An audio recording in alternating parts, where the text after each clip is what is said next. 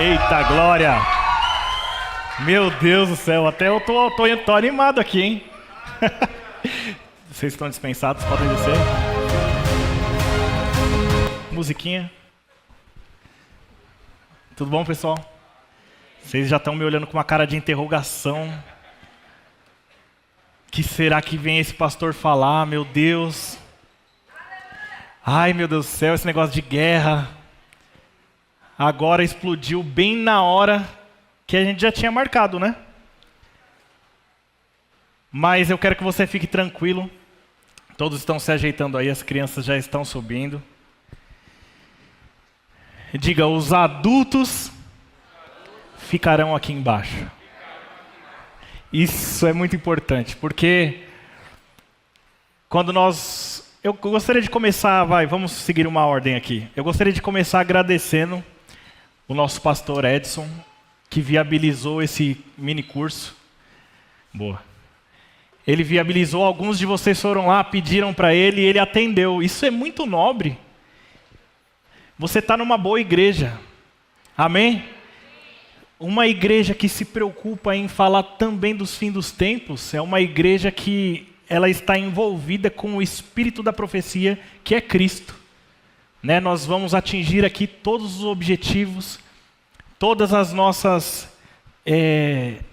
nossos anseios como cristão. Né? Você precisa ter boas coisas, você precisa comer bem, o melhor dessa terra, você precisa reinar em vida, mas você nunca pode esquecer que você é um peregrino nessa terra. Oh, meu Deus, você imagina? O Brasil manda um embaixador lá para algum país, e aí ele fala, ô embaixador, eu estou precisando de você aqui de volta, vem para cá. E ele fala assim, rapaz, você não sabe de nada. Eu estou tão envolvido com a cultura daqui, as coisas daqui são tão boas, que eu acho que eu vou ficar por aqui mesmo. Isso não pode acontecer conosco, amém? Quantos aqui querem me ver subir? Querem me ver subir? Isso é uma piadinha, irmãos, uma piadinha muito antiga. Quando se falava de escatologia, falava assim, quem quer me ver subir? Ou seja, se você vai me ver subir é porque você ficou, entendeu? Então diga não levanta a mão e fique tranquilo aí, amém? Vamos fazer a nossa confissão? Te agradecemos, Senhor, pois o Senhor adiciona a essa igreja diariamente aqueles que estão sendo salvos. Recebemos este lugar cheio e transbordante com aqueles famintos e sedentos que buscam a justiça. Assim, poderosamente, cresce a palavra de Deus e prevalece em nossa igreja. E o Senhor enche essa casa com a sua glória. Amém. Amém, amém, amém. Muita expectativa para esse tempo, amém? Oh, glória. Veja. Eu gostaria de começar já dando um panorama para você das coisas que nós vamos falar aqui. Amém? Então, escatologia, ele engloba o estudo das últimas coisas, o estudo do final dos tempos. E eu não sei se você tem percebido que esse mundo enlouqueceu. Né? Eu sei que talvez você possa já ter visto muitas coisas antes, aqueles que são mais antigos, mas coisas como nós estamos vivendo agora, inéditas, estão acontecendo. E tudo isso é por um conjunto de fatores. Realmente o mundo ele está chegando na sua derradeira hora. A hora em que Cristo vai voltar e arrebatar a sua igreja. Amém? Quando isso acontecer, qual é o próximo passo? A igreja vai subir juntamente com Cristo. Você não fica feliz? Ou você quer me ver subindo? Não? Então a igreja, aqueles que aceitaram a Jesus Cristo, isso é importante. Aqueles que aceitaram a Jesus Cristo como seu único e suficiente Salvador, esses são os que serão arrebatados. Amém? Nós nos encontraremos com Ele nas nuvens e teremos as bodas do Cordeiro. São 7 anos de bodas do Cordeiro, onde a igreja estará com Ele no céu. Eu não vou dar detalhes agora, porque a gente vai abordar isso mais para frente. Né? Só que enquanto esses 7 anos que nós estaremos lá nas bodas do Cordeiro, aqueles que infelizmente não foram salvos, eles estarão aqui num período chamado de tribulação. O período da tribulação ele é dividido em 2. 3 anos e meio, que é a tribulação, e os outros 3 anos e meio, que é a grande tribulação. Ou seja, nesses 3 anos e meio finais, além de todo o juízo que a terra vai estar sofrendo da parte de Deus. Que juízo? Você já deve ter ouvido falar de 7 selos, 7 taças, amém? É disso que eu estou falando e depois a gente vai aprofundar. Então tem tudo isso que vai estar acontecendo aqui, vai ser um sofrimento, olha, terrível mesmo, né? Muito grande. E além de tudo, vai ter o capiroto baforando no cangote do ser humano. O tempo inteiro, não vai ter sossego. E aí, o que acontece? Depois desses 7 anos e meio, quando o exército do anticristo ele se reúne para destruir Israel, você vai perceber também nesse estudo que tudo gira em torno de Israel. Nunca tire os olhos de lá. Sabe? A Bíblia diz que serão abençoados aqueles que abençoam a Israel. E serão amaldiçoados aqueles que amaldiçoam. Então você sempre tem que ter um carinho quando olhar para essa terra, porque os fatos que acontecem lá, eles vão ser determinantes na nossa vida. Mas você também vai aprender aqui que o fato de eles serem um relógio central do mundo, nós como igreja não perdemos em nada para eles. Ao contrário, os privilégios da igreja, eles são maiores do que os dos judeus. E nós vamos provar isso por A mais B aqui na palavra, amém? Beleza. E quando eles tentarem destruir Israel no final desses 7 anos e meio, aí sim haverá a segunda vinda de Jesus. A segunda vinda de Jesus, ele pisará novamente nessa terra. Essa é aquela passagem que diz que todo olho verá, toda língua confessará e todo joelho se dobrará. Ele será visto do norte ao sul, do leste ao oeste. Será uma grande glória. Então haverá a batalha do Armagedon no Vale do Megido. Não precisa ficar preocupado com o nome, com nada, é só um panorama. E depois a gente vai falar melhor. Onde que a igreja vai estar nesse momento da batalha? Vai vir juntamente com Cristo. Então, quando essa batalha acabar, e a Bíblia diz que todo aquele exército e o diabo naquele momento será aniquilado pela espada que sairá da boca de Jesus, ou seja, a palavra, amém? Satanás vai ser preso por 1000 anos, aí vai ter 1000 anos de um governo nessa terra. Quem quer governar com Cristo? Então é com você mesmo, irmão. É com você mesmo. E se você deseja ter um cargo de responsabilidade nesse governo, você precisa começar a plantar coisas agora mesmo. Porque as bodas do Cordeiro não vai ser só festa, você vai estar lá pulando de nuvem em nuvem. Não, ao contrário. Você estará passando pelo tribunal de Cristo. Que é um tribunal não para sua condenação. Não é que você vai chegar lá e vão falar assim para você: ó, consta aqui que você fez isso, isso. Fez mais coisas ruins do que boas. São Pedro, por favor, para o andar de baixo. E alguém te conduz até lá e você desce para o inferno. Não, esse julgamento é um julgamento de obras. É um julgamento que vai determinar o seu galardão. Né? O galardão nós entendemos como cargos ou posições no governo de Cristo. Isso vai distinguir essa questão dos galardões, mas não se preocupe quanto a isso, eu vou explicar tudo depois, tá bom? Depois desses 1000 anos, Satanás vai ser solto, vai enganar muitas nações novamente. Você deve estar com um ponto de interrogação na sua cabeça perguntando: por que vão soltar de novo? Por que só prendeu 1000 anos e não acabou logo? A gente vai chegar lá também, tá? Não fique ansioso. E depois desses 1000 anos, depois da última batalha, aí sim, descerá do céu a nova Jerusalém, um novo céu e uma nova terra, onde nós estaremos com Cristo e Deus por toda a eternidade. A Bíblia diz que não haverá sol, porque a própria glória de Deus será a nossa luz. O meu objetivo aqui, hoje, é despertar esse amor em você. De falar assim: Maranata, ora vem Senhor Jesus, sabe? A gente não pode ter o extremo de não querer mais viver.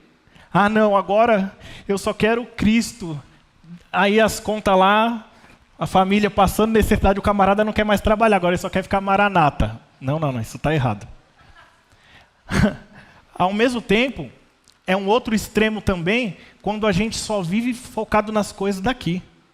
Me diga onde está o teu tesouro e eu vou te dizer onde está o seu coração. Não é assim que Jesus disse? Ou seja, se nós estamos só focados, não tem problema nenhum a igreja falar de dinheiro. A verdade é que você tem que reinar em vida e ter o melhor dessa terra. O que não pode é viver pelo dinheiro, focado nisso o tempo inteiro. Porque a Bíblia diz, Jesus disse que quem faz essas coisas são aqueles que não têm a Deus. Porque o nosso Deus já sabe daquilo que necessitamos. Então nós temos que buscar o reino de Deus em primeiro lugar e a sua justiça, e as coisas serão acrescentadas para nós. Amém? Foi um breve panorama, mas dentro disso tem uma enormidade de coisas. Então o que a gente vai fazer? Começar de onde? Do começo. Isso é importante, amém?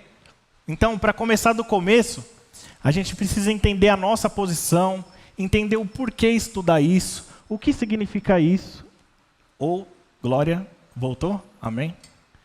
Certo? Entender que existe classe de povos e que Deus trata com cada um de uma maneira. Por exemplo, Jesus veio e ofereceu o reino para Israel. Amém? Só que Israel aceitou? Não. O reino de Deus ele foi rejeitado naquela ocasião, porque não foi como eles esperavam. Quando é rejeitado o reino, o governo de Cristo naquele momento, o que acontece? O tratamento com o judeu é pausado, não cancelado. Eles estão em stand-by agora. Mas as coisas que Deus prometeu para eles ainda vai se cumprir. Então não adianta você achar que, por exemplo, a igreja substituiu os planos que Deus tinha para Israel. Nada disso. Existe ainda um tratamento que vai acontecer. Amém? Então, escatologia é um grande quebra-cabeça. Eu preciso da atenção de vocês. Se você tem caderninho, trouxe, quiser anotar, pode anotar. Amém? Se você não trouxe, vai estar gravado lá. Nós vamos criar uma playlist para você ter acesso sempre que você precisar. Tá? Esse é um ponto. E outro ponto interessante eu gostaria de fazer um negócio legal. Tem assuntos que são polêmicos e todo mundo fica perguntando, quer saber. Então eu queria fazer o seguinte com você. Nós vamos deixar uma urna lá atrás, tipo uma dessa aqui talvez. Pode ser? E vamos deixar papelzinho e caneta. Quando terminar o culto, você vai escrever lá, pastor, eu gostaria de saber de tal assunto. Eu vou pegar os assuntos mais votados ali, e a cada 10 minutos de cada quinta-feira dessa eu vou fazer uma explanação sobre esses temas. Eu vou seguir meu conteúdo. Se tiver no meio, ok. Se não tiver, eu acrescento para que todo mundo possa aprender o máximo possível, tá bom? Me explorem, eu estou disponível para vocês, estou aqui para servir a vocês como corpo local. Quando eu olho para a infinidade, quanto eu mais estudo, mais eu sei que nada sei, porém o que eu tiver eu divido com vocês, amém? Contem comigo também. Beleza? Glória a Deus. Vamos começar do começo? Escatologia é um grande quebra-cabeça, eu vinha falando aqui. Quem já brincou de quebra-cabeça aqui? Beleza. Vamos supor que você tem um quebra-cabeça de 2.000 peças. Você pega as 2.000 peças, embaralha tudo lá e começa pegando do meio aleatório, sem saber? Não. Qualquer ser humano que tenha um entendimento lógico, ele vai pegar e separar as peças. Amém? Eu vou sempre perguntando amém, checando. Vocês estão comigo, respondam. Porque eu estou tentando não acelerar, mas é muito conteúdo. Eu vou ter que acelerar um pouquinho. Então, se eu for muito rápido, vocês vão lá e levantam a mão e me dão uma exortadinha aí, tá bom? Mas eu creio que a gente vai chegar num bom lugar hoje. Então, a gente separa as peças, divide quem é quem. Então, nós começamos a montar o quebra-cabeça, amém? O que é escatologia? É a fusão de duas palavras. Amém? Duas palavras. Escatos, que significa últimas coisas, o fim das coisas, final. E logos, que é estudo. Logo, a palavra é estudo das últimas coisas. Assim como teologia é uma junção de duas palavras, tel e logos.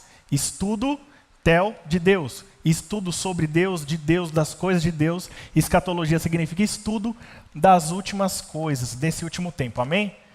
Eu gostaria de falar para vocês alguns pontos pelos quais é necessário que você saiba. Olha só, eu estou elaborando uma apostila também. No último culto, não manda agora não para mim mensagem, tá? Porque senão eu vou esquecer. Quando for o último culto, fala, pastor, você pode me mandar a apostila que você falou? Aí eu vou enviar no teu celular, tá bom? Em PDF ou em Word. A importância de estudar escatologia é por conta do seguinte. Jesus vai voltar, amém?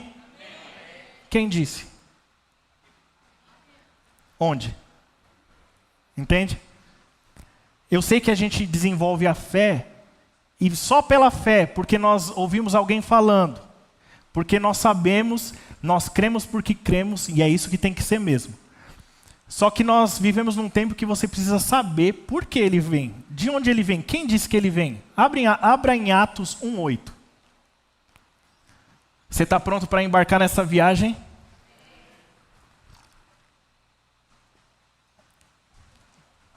Glória a Deus.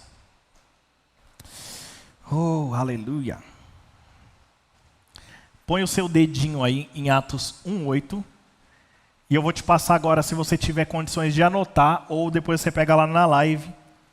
Se você quiser maximizar a sua absorção, você precisa fazer algumas leituras. Tá bom? Vamos lá. São elas Daniel, o livro de Daniel, capítulo 2, 7 e 9. Se puder ler o livro todo, ótimo. Se não, capítulos 2, 7 e 9. Você precisa ler Mateus inteiro, ou do capítulo 11 ao 25, para quem não tem tempo. E o livro de Apocalipse é um desafio. O livro de Apocalipse você vai ler, pode ser que você não entenda muita coisa, mas se você conseguir botar essas palavras para dentro, entender onde está escrito o que, a gente vai aproveitar bastante essa leitura que você fez, amém? Vamos lá, a palavra? Mas recebereis poder ao descer sobre vós o Espírito Santo, e sereis minhas testemunhas, tanto em Jerusalém, como em toda a Judéia e Samaria, e até os confins da terra. Próximo. Dita estas palavras, foi Jesus elevado às alturas, à vista deles, e uma nuvem o encobriu dos seus olhos. E estando eles com os olhos fitos no céu, enquanto Jesus subia, eis que 2 varões vestidos de branco se puseram ao lado deles. E lhes disseram: varões galileus, por que estáis olhando para as alturas? Esse Jesus que dentre vós foi assunto ao céu, virá do modo como o vistes subir. Amém? Então nós temos aqui uma evidência bíblica que garante para os discípulos, para nós, que Jesus, da mesma forma que ele subiu assunto aos céus, ele virá da mesma forma. Amém? Então, Cristo voltará. Você pode dizer isso? Cristo voltará. Oh, aleluia. Isso é muito legal. Olha só. E qual é a outra evidência que eu posso ter de que Cristo voltará? Porque eu tenho que acreditar que haverá uma segunda vinda de Cristo. Porque a primeira, ela foi predita também. Se você acompanhar o livro de Mateus, no capítulo 1, 2, você começa a ver que o nascimento de Jesus e tudo que foi acontecendo foi exatamente o que havia sido predito anos e anos atrás pelos profetas. Por exemplo, abra comigo em Mateus 1, 21.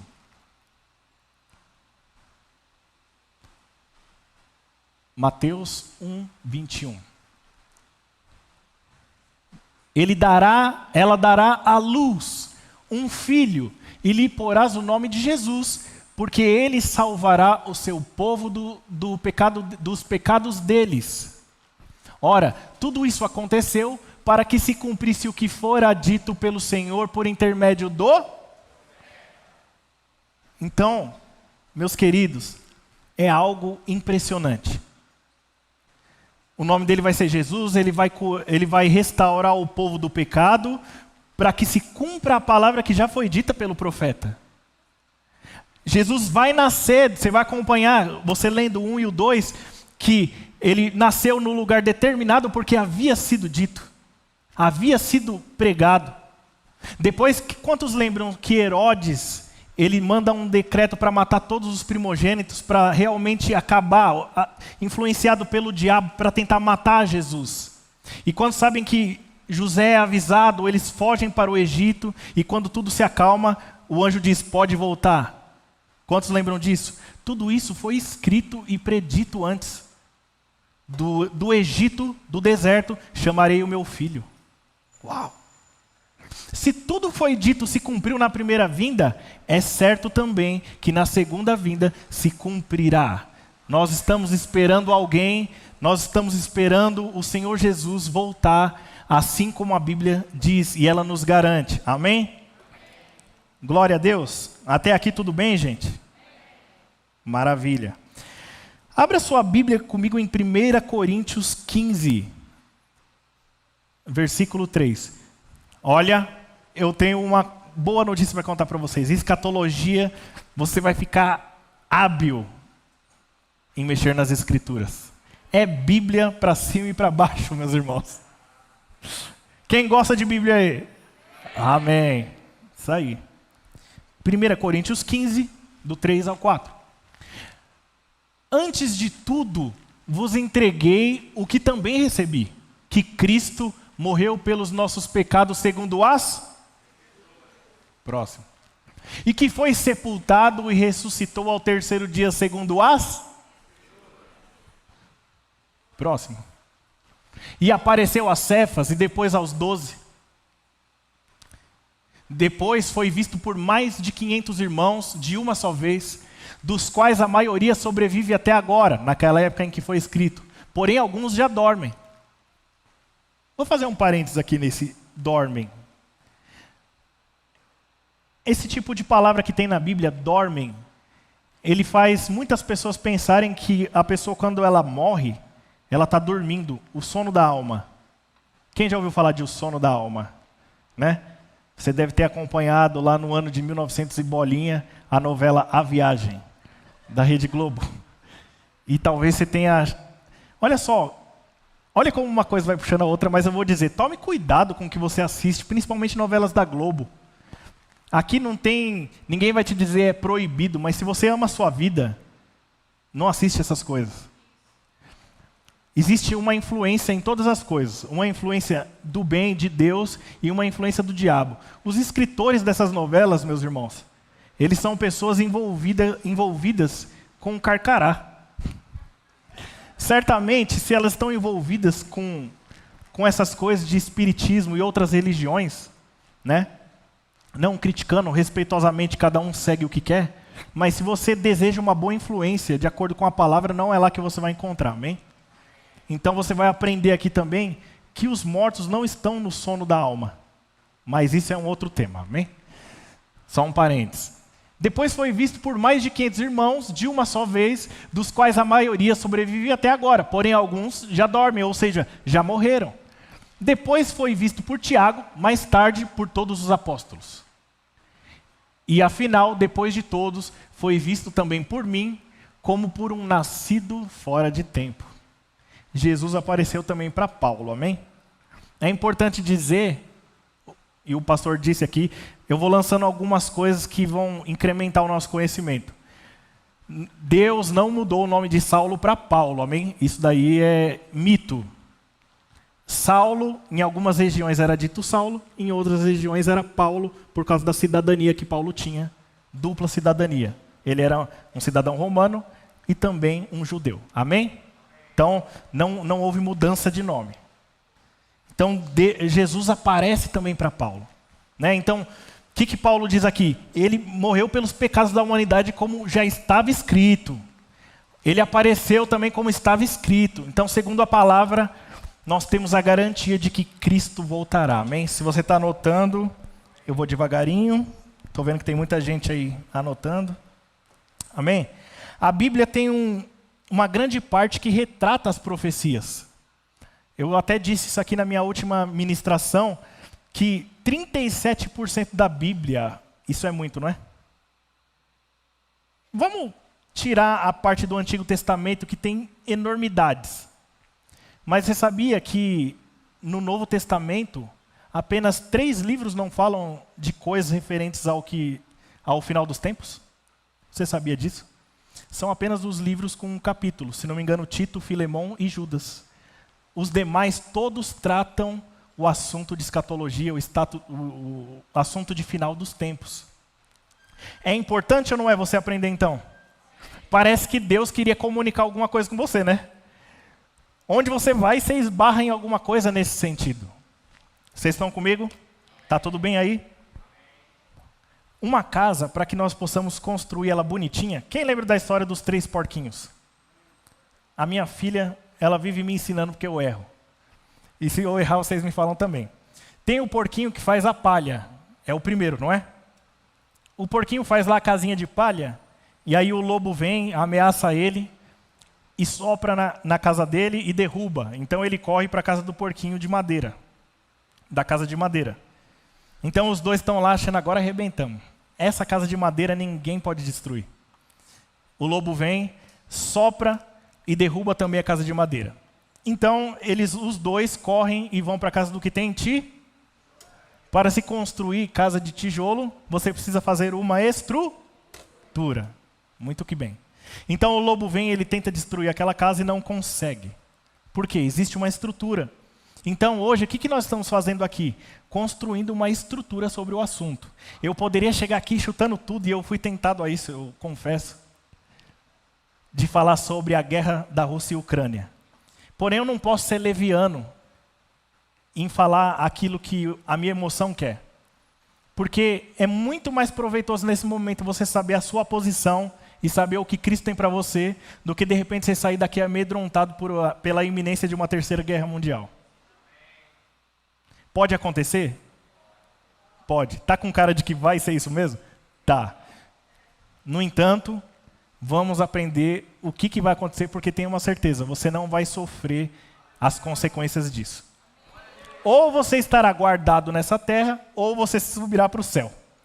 Amém? Essa é a promessa que nós temos para com Deus, que Ele nos guardará desse tempo. Amém? E você vai aprender isso também futuramente. Olha só para você ter uma ideia, a Bíblia ela fala mais de segunda vinda do que da primeira vinda. Amém? Quantas passagens eu já abri aqui para você falando, estava escrito que ele viria, mas a Bíblia fala muito mais da segunda vinda de Cristo do que propriamente da primeira que ele já veio. Amém? Glória a Deus. Mais um motivo, estimula a santidade. Agora é top, hein? Meu Pai. Abre lá em 1 João 3. Estimula a santidade e afeta a nossa vida do presente. Talvez você pode falar, ficar estudando esses negócios de escatologia, um negócio lá no futuro. Não. Esse assunto ele afeta a tua vida agora. Olha só. 1 de João 3, verso 1. Vede que grande amor nos tem concedido o Pai, a ponto de sermos chamados filhos de Deus. Uau! E de fato, somos filhos de Deus. Por essa razão, o mundo não nos conhece, porquanto não conheceu nem a Ele mesmo. Seria, não conheceu a Ele mesmo. O mundo nem mesmo se conheceu. Como poderia nos conhecer? Amados, agora somos filhos de Deus, e ainda não se manifestou o que havemos de ser. Sabemos que quando Ele se manifestar, seremos semelhantes a Ele, porque haveremos de vê-lo como Ele é. Como Ele é? Só uma interrupção para pensarmos um pouco. Quando Ele voltar, nós o veremos como Ele é. Você imagina que, porventura, tem um espírito, o Espírito de Jesus está morando no céu? Porque, se você for analisar, nós somos um espírito. Quando nós morremos aqui nessa terra, o corpo continua lá e é sepultado, não é? Agora, com relação a Cristo, Ele foi a primícia. Ele foi o primeiro a ressuscitar dentre os mortos com um corpo glorificado. E é um corpo que não conhece corrupção, um corpo imortal. Então, quando nós vemos a Cristo novamente, nós o veremos como Ele é e seremos também como Ele é nesse sentido. Porque o nosso corpo vai ser transformado. Vinícius, eu não consigo nem conceber como é essa ideia. É algo que acho que a nossa mente não alcança. É algo maravilhoso e glorioso. E é nessa esperança que nós temos que nos apegar, amém? Vamos lá. Amados, agora somos filhos de Deus, mas ainda não se manifestou o que haveremos de ser, ainda não chegou essa hora. Sabemos que quando Ele se manifestar, seremos semelhantes a Ele, porque haveremos de vê-lo como Ele é. Próximo. E todo o que tem essa esperança nele, e todos os que têm essa esperança nele, purifica a si mesmo, assim como ele é puro. Meu Deus. Todo aquele que pratica o pecado também transgride a lei, porque o pecado é a transgressão da lei. E vocês sabem que ele se manifestou para tirar os pecados, e nele não existe pecado. Todo mundo que vive sob essa esperança de que Jesus voltará e que nós subiremos com ele, teremos o nosso corpo transformado, não vive de qualquer jeito nessa terra. Amém? Isso é mais do que um incentivo para nós. Eu não preciso falar nada nesse momento sobre quem comete o quê ou quem faz o quê. As simples palavras que eu tenho dito aqui sobre a esperança da nossa salvação naquele dia, a saber, do nosso arrebatamento, ele já é o motivo suficiente para nós nos analisarmos. E saber, ele é puro. E eu tenho que ser puro como ele é puro. Amém? Estamos avançando? Está tudo bem por aí? Muito que bem. Outra questão. Por que nós temos que estudar isso? Porque nós somos peregrinos. Quem sabe o sentido da palavra peregrino? Peregrino é um viajante. Uau! Se você é um viajante, você não pode ser como eu e a Jane. Todos os lugares que a gente vai viajar, a gente quer ir embora para morar lá. Mas acho que só nós somos assim, né? A gente fica deslumbrado com as viagens quando a gente vai para algum lugar. Vamos morar aqui. Aí começa a procurar casa. Quando dá um mês a gente desiste porque não tem como fugir do propósito, né? Amém? Então, você como cristão, como um peregrino e um forasteiro, você não deve, em hipótese alguma, estar tão envolvido com as coisas daqui, ao ponto de que você não possa enxergar um futuro de glória que te espera. Amém? O que eu quero dizer é isso. Muitas vezes nós estamos focados. Poxa, está tão bom. Você lembra que antigamente, onde estão os antigos? Deixa eu olhar aqui. Antigamente se cantava mais louvores acerca da volta de Jesus. Né? Muito mais. Hoje, e agora vai aqui um pedido também. A todos os ministros de música, nós precisamos cantar louvores que glorifiquem ao nome do Senhor, que glorifiquem a sua vinda, que glorifiquem o Espírito Santo. Nós temos caído assim num patamar tão... Calma que eu estou tentando achar a palavra. Fora de comparação com o que era antes, para não dizer outra coisa. Que nós temos cantado, não aqui talvez, mas da igreja em geral, músicas que só falam do homem. Não é errado você cantar o que é, o que você tem e o que você pode nele, de forma alguma. Mas eu acredito que a predominância tem que ser em exaltar o nome dele, em exaltar a volta dele, em exaltar aquilo que ele fez por nós, sabe?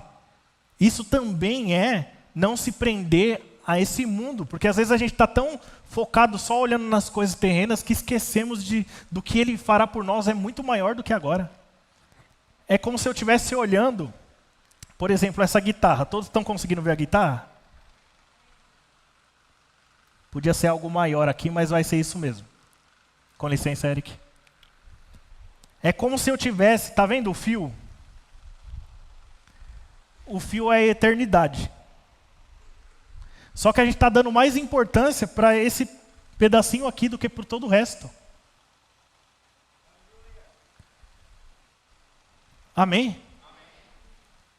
Nós não podemos deixar todo o resto para focar só nisso. A nossa vida é um sopro. O próprio Tiago diz que nós somos como névoa. E às vezes a gente deixa de fazer as coisas para o Senhor, focando na nossa vida momentânea, na nossa vida aqui passageira. Como eu disse para você, eu não estou pregando contra a prosperidade, contra nós focarmos na nossa coisa, fazer faculdade, não é nada disso. Faça mesmo. O que eu estou dizendo para você é que as coisas do Senhor têm que ser colocadas em primeiro lugar, em primazia. Nós somos viajantes, nós não somos daqui, nós somos dele. Amém?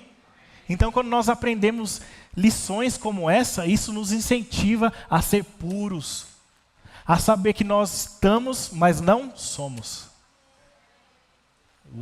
Estamos, mas não somos. Nós estamos aqui, mas nós não somos daqui. Amém? Então, nós temos que ter a mesma mentalidade de Cristo. Eu estou aqui para fazer a vontade do meu Pai.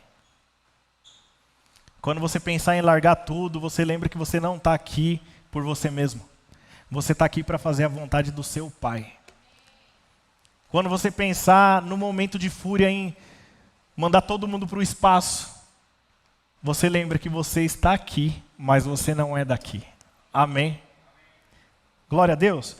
Olha só, nós temos, para aprender escatologia, nós precisamos de um método importante. Interpretar a Bíblia no sentido literal. Vou te explicar o que é. Hoje eu vi um ministro conhecidíssimo nesse meio de escatologia falando, e ele me disse uma frase que na hora que eu escutei, eu falei, ele disse isso mesmo. Ele falou assim, veja bem, não é porque a Bíblia está dizendo que é do norte, que necessariamente quer dizer que é do norte. Aí a gente entra num perigo. Porque se a gente quiser interpretar a Bíblia da maneira que a gente quiser, a gente entra numa linha tênue para começar a cometer heresias. Né? Vou dar um exemplo. Vamos pegar esse exemplo de Atos 1:8 que diz assim, e Jesus foi assunto ao céu, né? Não diz isso lá? Foi assunto ao céu, Atos 1:8, 9 e 10. Foi assunto ao céu e de repente apareceu 2 varões do lado dos discípulos, né? Vamos ler lá para ver? Pula para o 9. Depois de ter dito isso, Jesus foi elevado às alturas. Aí eu venho aqui para vocês e digo assim, não, olha só, não é bem isso que a Bíblia quer dizer. Elevado quer dizer que agora ele está numa posição espiritual acima. Faz sentido ou não faz? Pode falar que sim. Elevado. Eu poderia manipular isso, mas se você ler o contexto, não é isso que está dizendo. Está dizendo que ele realmente subiu. Os discípulos viram ele subindo. Então não cabe uma outra interpretação para isso. É literal. Literal é você crer que Deus disse exatamente aquilo que ele quis dizer. Simples. Amém? Quando você olhar, vão ter terremotos. Terremotos, na verdade, é um terremoto no seu espírito, com a sua alma. Não é nada disso. É terremoto mesmo. Vai ter terremoto nessa terra aqui de nível mundial. Mas você não vai estar mais aqui, amém?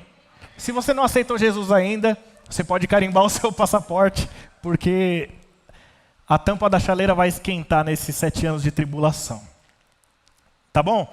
Então, quando você vê lá, você tem que crer, interpretar que Deus disse exatamente aquilo que ele quis dizer. Mas a gente tem algumas linguagens na Bíblia. Algumas linguagens, por exemplo, simbólicas. São formas de dizer. Por exemplo, já era profetizado pelo profeta, lógico. Profetizado pelo profeta, né?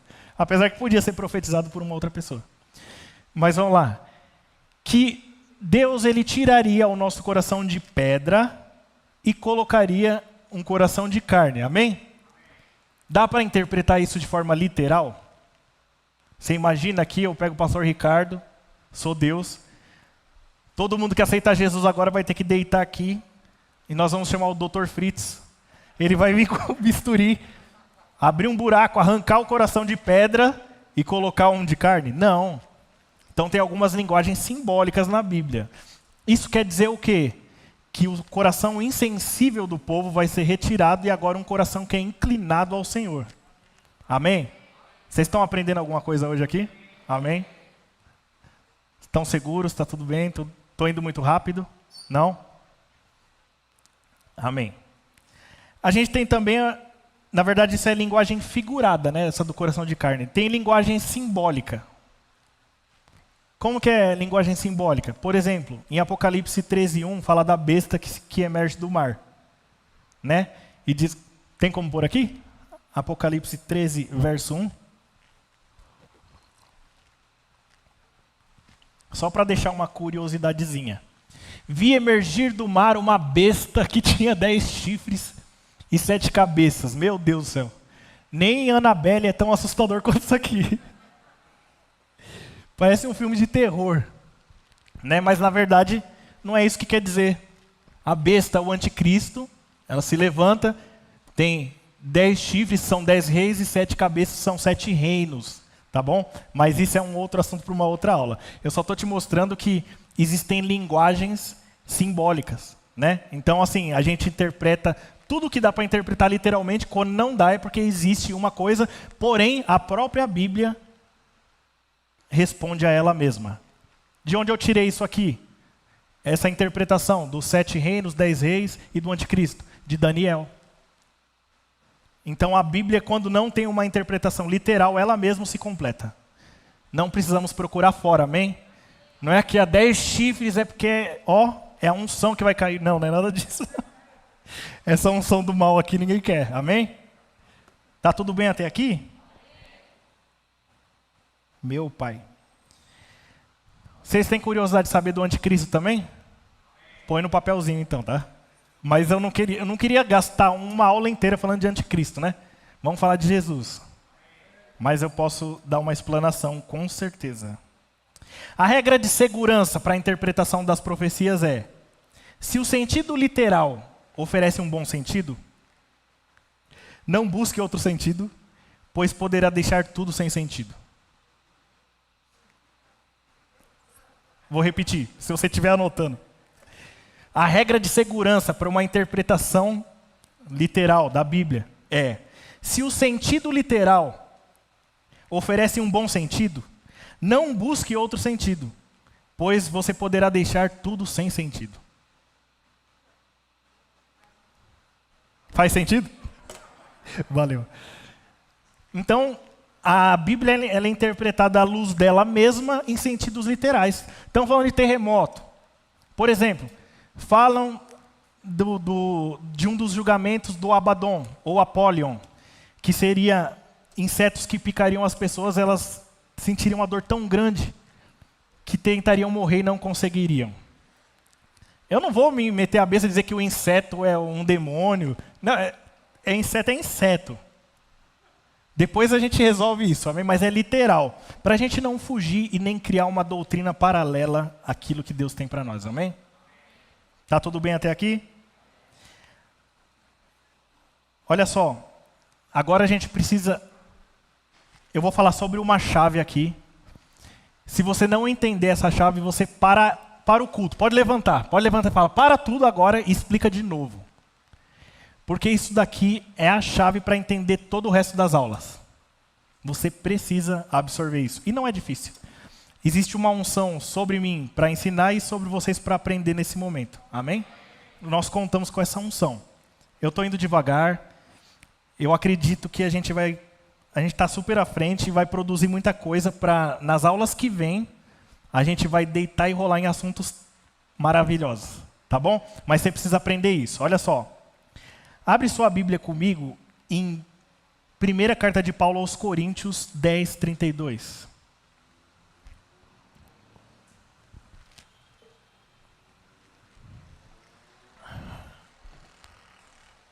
Olha só. Todos acharam? 1ª carta de Paulo aos Coríntios 10, 32, para quem está anotando.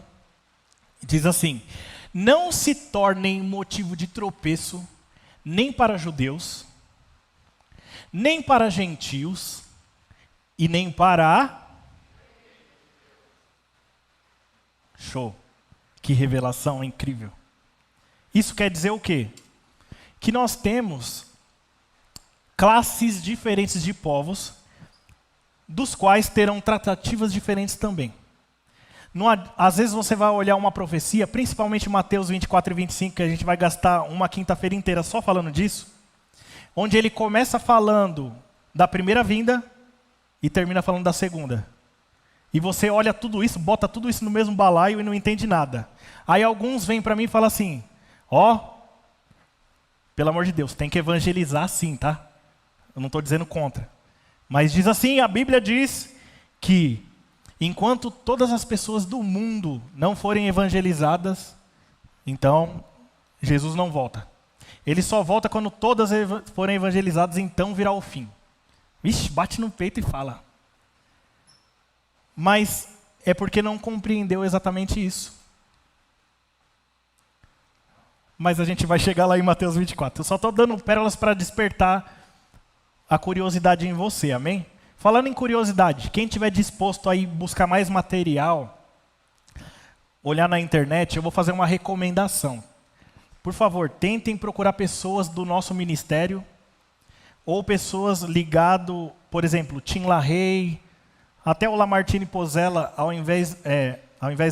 apesar de às vezes ele ir um pouco além nas questões de simbologia, ele é da linhagem que crê no arrebatamento antes da tribulação, então você pode ir lá. Por que eu estou te falando isso? Porque às vezes você vai ouvir um conteúdo aqui, você vai jogar lá na internet porque está com curiosidade, e você vai ouvir uma coisa totalmente diferente, porque tem pessoas que acreditam em outra segmentação. Essas acreditam que a igreja passará na tribulação. Você prefere qual? O que estiver na Bíblia, amém? Eu vou te provar que está lá. De qualquer forma, tome cuidado com os conteúdos da internet. Porque além de ter muita fake news hoje em dia, né? Estava até falando isso com a Vivi. Tem muita fake news a respeito desses assuntos, pessoas extremistas naquela questão de Illuminati, né? Pastor, você crê nesse negócio de nova ordem mundial, blá, blá, blá? Acredito. Porém, a gente sempre tem que tomar cuidado para chegar numa linha de equilíbrio, senão a gente fica bitolado doido. Eu lembro uma vez que lançaram uns DVD do Illuminati lá, eu fui um dia passear no meu pai, e nós passamos o dia assistindo o Illuminati, cara. E quando eu saí de lá, eu estava meio doidão. O mundo vai acabar, ai, não sei o quê. Isso importa, irmãos? Às vezes, você ter o conhecimento, tudo bem. Mas você precisa ter o conhecimento para onde você vai. Isso é mais importante, amém? Então não fique bitolado nessas coisas, não. Eu tenho um monte de preocupação com isso. Busquem o conhecimento da palavra, para onde você vai, o que te assegura, entende? Então tomem cuidado com as coisas da internet, tem muita coisa ruim mesmo. Eu como estudo, estou procurando, direto eu ouço, já tiro porque está tenso. Principalmente agora com essa guerra da Rússia e Ucrânia, agora está chovendo. Então fica ligeiro, tá bom? Beleza? Então você entendeu que existe uma classe diferente? Tem os judeus. Quem são os judeus? São os descendentes físicos de Abraão. Ó, esse lado aqui top, hein? Descendentes físicos de Abraão. Quem são os gentios? Todo mundo que está fora desse círculo de Abraão. E quem é a igreja? Nós e todos aqueles que aceitaram Jesus. Se um judeu aceita Jesus, em qual categoria ele entra agora? Igreja. Amém. Ele não deixa de ser um judeu fisicamente, mas agora ele é uma nova criatura. Amém? Então vamos lá, prosseguindo. Abre sua Bíblia comigo em Efésios 2:11. Vamos fazer uma leitura. Todos acharam? Efésios 2:11. Portanto, lembrem-se que no passado vocês eram gentios na carne, chamados incircuncisão por aqueles que se intitulam circuncisão. Vamos trocar aqui as palavras para ficar mais fácil a compreensão. Quando você lê a palavra incircuncisão, você vai entender que é quem não tem aliança com Deus, ou seja, gentio. E quem é circuncidado é judeu que tem aliança com Deus. Então vamos tentar fazer a leitura assim. Portanto, lembre-se de que no passado vocês eram sem aliança com Deus. Não eram judeus. Na carne. Vocês eram chamados desaliançados por aqueles que se intitulavam circuncisão, ou seja, pelos judeus. Que é feita na carne por mãos humanas. Você deve saber como é feito o procedimento de circuncisão, né? Sim? Vocês me poupam desse detalhe, então? Quem não sabe, procura lá no YouTube, circuncisão. Você vai ter acesso à informação, amém? Naquele tempo, vocês estavam sem Cristo, separados da comunidade de Israel, estranhos às alianças da promessa, não tendo esperança e sem Deus no mundo. Mas agora, em Cristo Jesus, vocês que antes estavam longe, foram aproximados pelo sangue de Cristo. Diga glória a Deus. Porque ele é a nossa paz. De dois povos, ele fez um só. E na sua carne, derrubou a parede de separação que estava no meio, a inimizade. Né? Você deve lembrar em Atos, quando Cornélio tem uma visão, e na visão, Deus também já comunicava com Pedro, e Pedro dizendo, o quê? Eu sou judeu, eu não me envolvo com esse negócio aí não. E Deus fala para ele o quê? Não torne impuro aquilo que eu já purifiquei, certo? Não torne comum aquilo que eu já santifiquei. Então, numa conversa paralela entre os dois, Deus consegue convencer a Pedro através de uma visão. Cornélio já está esperando e eles se encontram. Pedro ainda está pregando e o Espírito desce sobre Cornélio e a casa dele. Quando o Espírito desce, os judeus começam a olhar um para o outro falando assim, olha só, cara, até sobre os gentios o Espírito Santo está vindo, cara, era isso. Só que foi fácil. Depois a igreja inquire Pedro. Eu estou predariandanai, como diz o Ricardo. Depois a igreja, que negócio que é esse de você junto com um gentil aí? Aí até explicar, né? E Pedro ele tinha um pouco de vergonha disso. Porque realmente existia uma inimizade. Mas a Bíblia diz agora que a parede foi derrubada. Tanto o judeu quanto o cristão que recebe a Jesus como Senhor e Salvador é um só povo agora. Amém? Vocês estão comigo ainda? Então vamos lá. Mais um. Gálatas 6,14.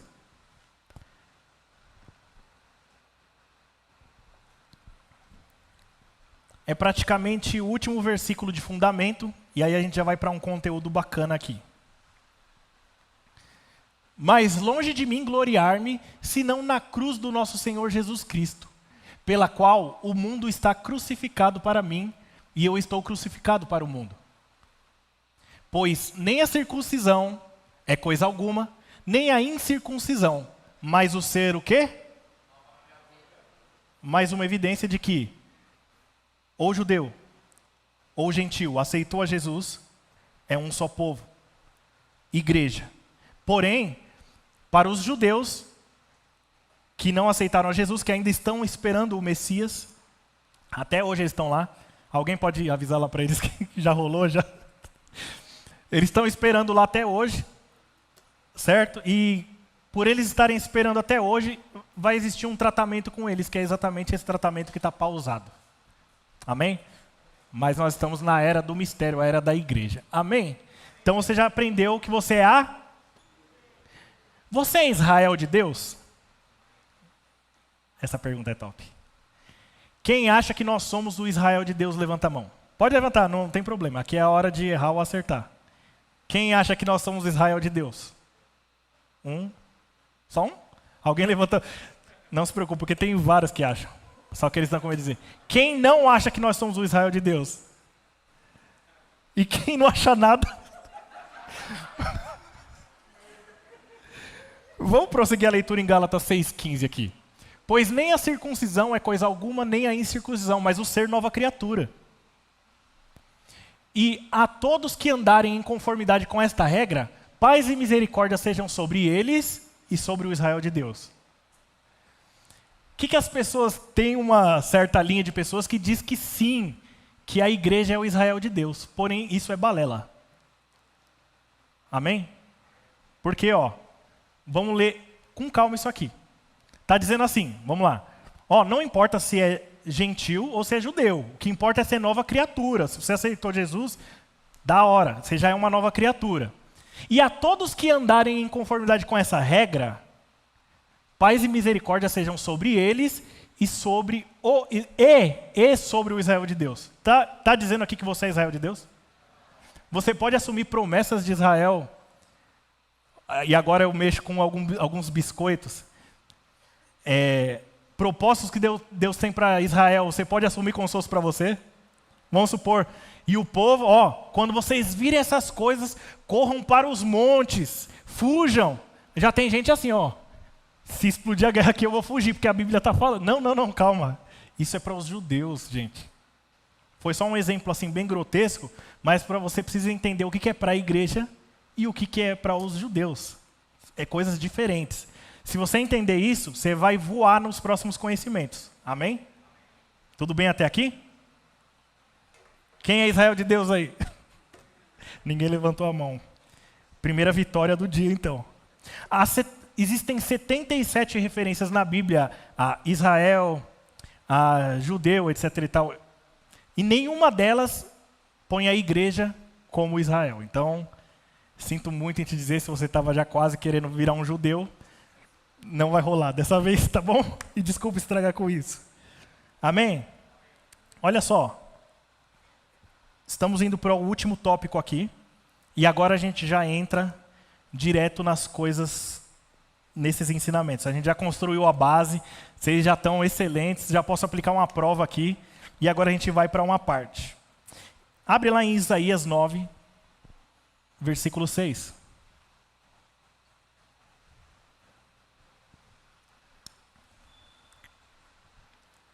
Quem conhece esse versículo? Sabe falar até de cor, né? Porque um menino nos nasceu, um filho se nos deu, e o governo está sobre os seus ombros. E ele será chamado maravilhoso, conselheiro, Deus forte, Pai da eternidade e o príncipe da... Uau! Vamos continuar. Porque um menino nos nasceu... Desculpa, eu sei que eu citei, mas vamos lá. Porque um menino nos nasceu, um filho se nos deu, o governo está sobre os seus ombros, e o seu nome será maravilhoso, conselheiro, Deus forte, Pai da eternidade e príncipe da paz.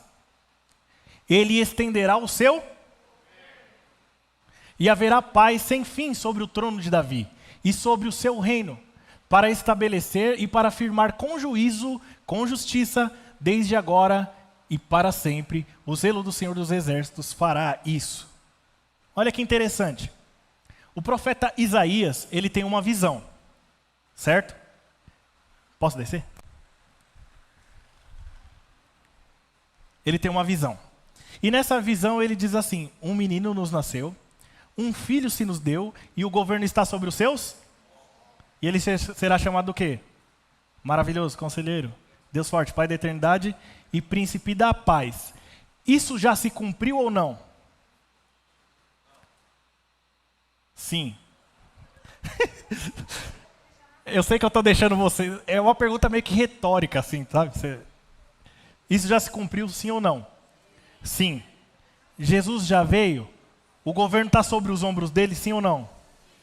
Ele foi conhecido como maravilhoso conselheiro, Pai da eternidade e príncipe da paz? Deus forte? Foi?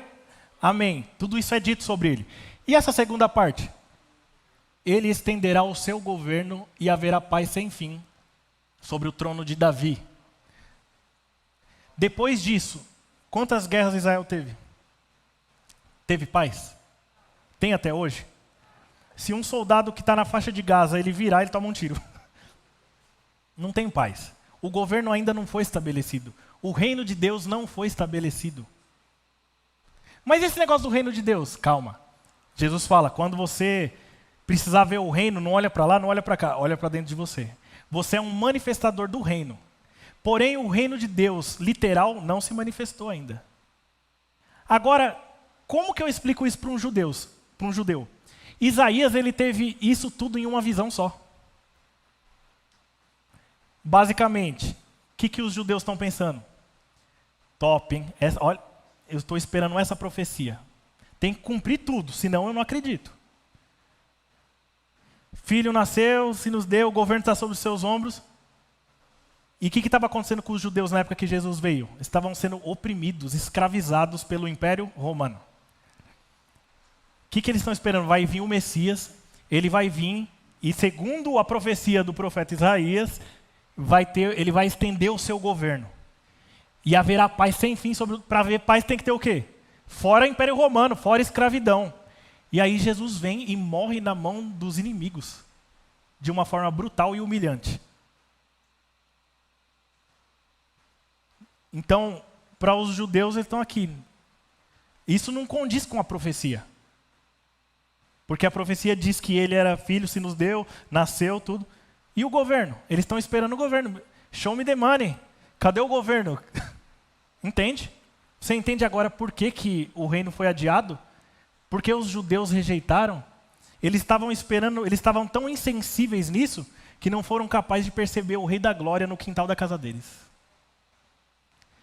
Isso é importante para que nós venhamos a pensar e tomar atenção na nossa vida para a gente não deixar despercebido o Rei da Glória passar no nosso quintal também, na nossa vida. Às vezes a gente está tão vivendo por viver e não presta atenção. É isso que eu queria dizer para você. Agora, o que é estranho? O que você vê de diferente nessa profecia? Deixa o judeu de lado agora um pouco. Para você, você vê que uma parte já se cumpriu e a outra parte se cumprirá. E o que a gente está fazendo aqui então? A gente está vivendo um intervalo chamado a época, a era, a dispensação do mistério. O que eu quero dizer para você é uma carta na mão de Deus. Você é um trunfo na mão de Deus. Esse tempo ele foi feito para a sua glória, para a glória da igreja. Quer um exemplo mais clássico sobre isso? Vamos lá, rapidamente para a gente finalizar. Abre em Isaías 61. Calma que se você não entendeu essa parte da uma visão só e duas vindas, você vai entender agora.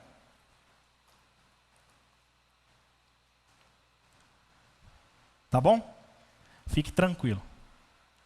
Olha só, Isaías 61.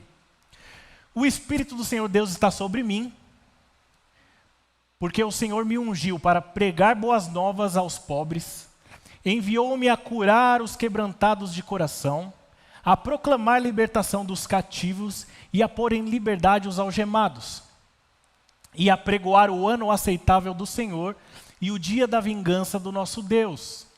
Presta atenção aqui, ó. A pregoar o ano aceitável do Senhor e o dia da vingança do nosso Deus. A consolar todos os que choram. E aí ele prossegue aqui, mais um monte de coisa. E pôr sobre os que choram em Sião uma coroa em vez de cinza. Vou ler porque é importante. Às vezes a gente fica usando esses versículos isolados. Então vamos ler, só para você vai se identificar aqui. E pôr sobre os que choram em Sião uma coroa em vez de cinza, óleo de alegria em vez de pranto, um manto de louvor em vez de espírito angustiado. Eles serão chamados carvalhos de justiça, plantados pelo Senhor para a sua glória. Reconstruirão as antigas ruínas, restaurarão os lugares anteriormente destruídos e renovarão as cidades arruinadas, destruídas de geração em geração. Estranhos se apresentarão e apacentarão os rebanhos de vocês. Ou seja, só para a gente não prolongar muito, depois você pode ler na sua casa. Mas ele começa dizendo uma coisa aqui que Jesus disse. Abre lá sua Bíblia agora em Lucas 4,16. A gente está fechando, tá bom? Lucas 4,16. Vocês viram o tanto de texto que eu li aqui em Isaías, né? Pelo que me ungiu, para pegar os pobres, libertar os cativos. Aí, olha só. Jesus foi para Nazaré, onde havia sido criado. Num sábado entrou na sinagoga, segundo seu costume, e levantou-se para ler. Então lhe deram o livro do profeta. Presta atenção, estamos chegando lá, hein? Do profeta Isaías. E abrindo o livro, achou o lugar onde está escrito: o Espírito do Senhor está sobre mim, porque ele me ungiu para evangelizar os pobres, enviou-me para proclamar libertação aos cativos e restauração da vista aos cegos, para pôr em liberdade os oprimidos e proclamar o ano aceitável do Senhor. Tendo fechado o livro, na sua Bíblia aí está dizendo tendo fechado o livro também? Sim? Lê aí para ver. Hã? Um pouquinho mais alto, por favor. Boa. Em alguma tradução diz, e faltando algumas páginas no livro, tem alguma tradução aí que diz isso? Não? Ou seja, Jesus leu exatamente o que ele queria ler. Aí eu te pergunto, cadê o resto da profecia? Preste atenção. Vou voltar e vou repetir. Vocês viram tudo que eu li em Isaías 61. Jesus pega o mesmo livro, com o mesmo conteúdo, e ele lê só até pregar o ano aceitável do Senhor. Por quê? Ele diz, hoje se cumpriu a profecia X, até essa parte. Porque os profetas, eles tinham uma visão que era o seguinte: eu preciso de um voluntário pequeno. Pode ser o Davi. Pode vir, Davi. Ele tá, pode vir ao Teatro dos Apóstolos. Encosta aqui, ó. Tem um grande aí? Um alto. Ah, é o pai, né?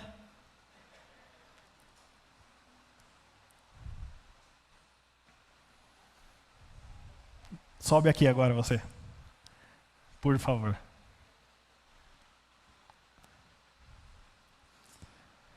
Apesar, vocês são pai e filho, né? Fica bem aqui na frente dele, atrás, né? Prazer e igreja, eles dois juntos são uma profecia. Certo? Esse primeiro, quem quer ser o profeta aí? Pode ser o Márcio que está ali sentadinho. O profeta Márcio, ele está vendo, pode até ficar aí mesmo sentado, que você vai entender. Vocês também vão ver a mesma coisa.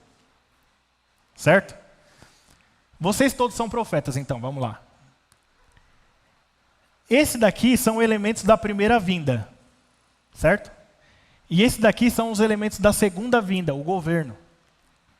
Vocês como profetas, vocês estão vendo elementos da primeira vinda? E vocês estão vendo elementos da segunda vinda? Beleza. Agora, para completar o negócio. Vocês estão vendo tudo, né? Fica. Profetas e profetisas. Vocês estão vendo elementos da primeira vinda? Vocês estão vendo elementos da segunda vinda? Se você fosse escrever um livro, você relataria as duas partes? Você está tendo uma visão de frente. Para você parece tudo a mesma coisa. Só que o que ninguém sabe é que Deus escondeu alguma coisa no intervalo. Quem viu o que eu escondi aqui? Quem viu o quê? Não? Não? Ninguém viu? Alguém sabe o que é? Prazer, igreja. Os profetas, eles tinham uma visão da primeira vinda e uma vista da segunda vinda, mas eles não compreendiam o mistério que estava oculto, mas que foi revelado na plenitude dos tempos, a saber, a era da igreja, conhecida como a era do mistério.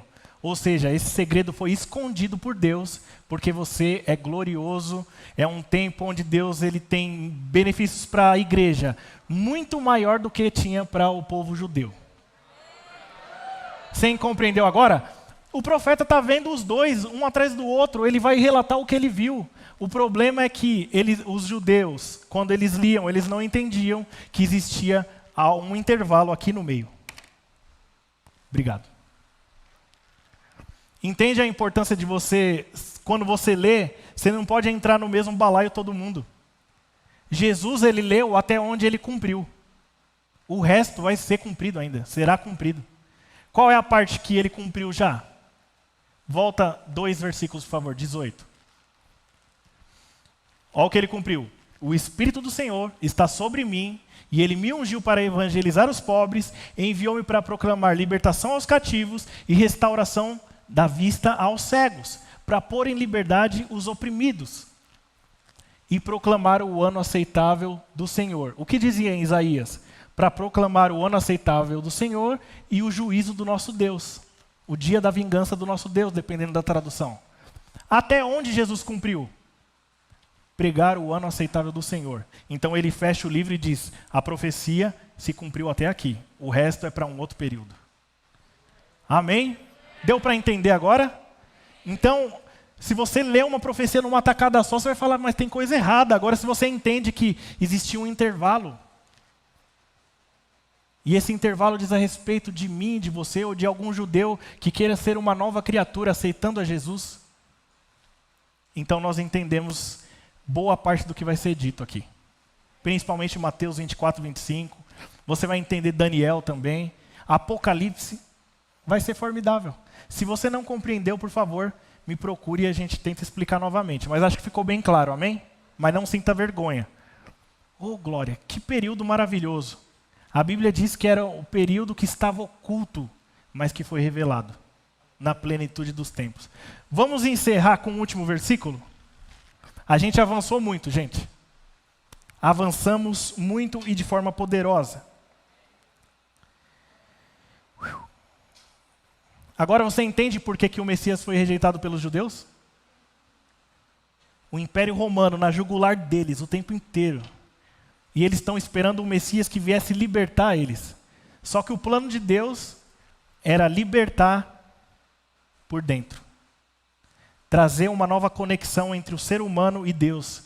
Coisa que estava desconectada por conta do pecado. Você sabe o que quer dizer o ano aceitável do Senhor? Uma pérola. Talvez você leia isso e passe batido.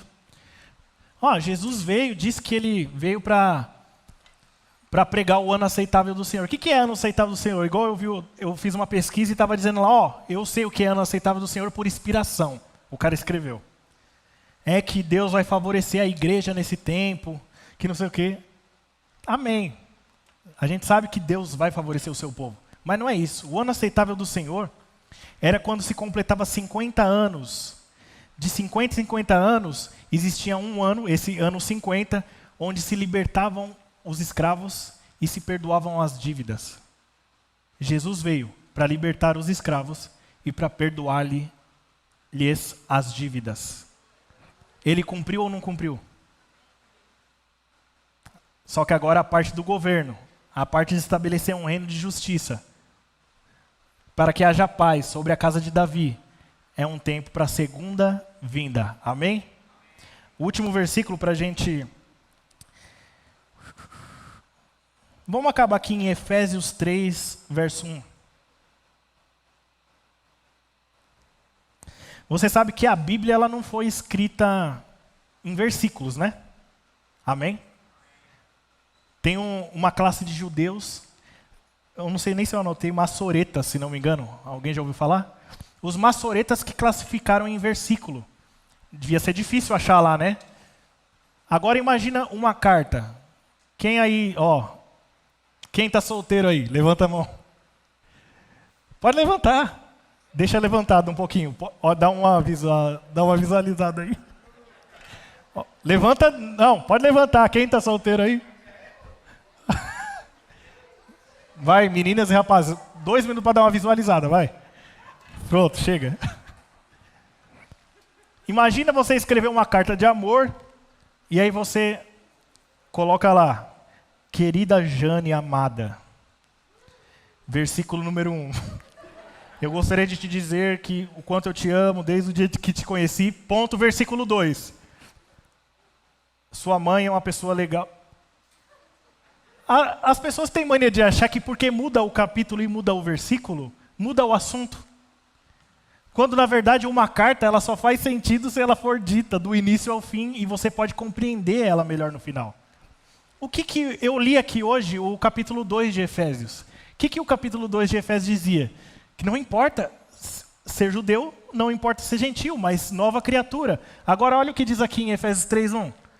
Por essa razão, eu, Paulo, prisioneiro de Cristo Jesus, por amor de vocês, os gentios, se é que vocês ouviram falar a respeito da dispensação da graça que Deus a mim, confiada em favor, que Deus deu a mim, da graça de Deus a mim confiada, em favor de vocês. Pois segundo uma revelação, me foi dado a conhecer conforme escrevi há pouco, resumidamente. Por que mistério? Eu queria abrir aqui rapidamente, esse mesmo versículo rapidamente para vocês, e dar uma explorada nessa palavra mistério. Está no verso 3, né?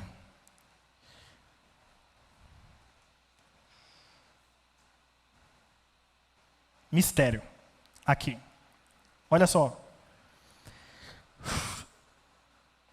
Segredos religiosos confiados somente a um instruído e não a meros mortais. Meu Deus. Algo escondido ou secreto, não óbvio ao entendimento, propósito ou conselho oculto, vontade secreta de Deus, os conselhos secretos com os quais Deus lida com os justos, ocultos aos descrentes e perversos, mas manifesto aos crentes. Uau! Denota o sentido oculto de algo, de um dito, de uma imagem ou forma.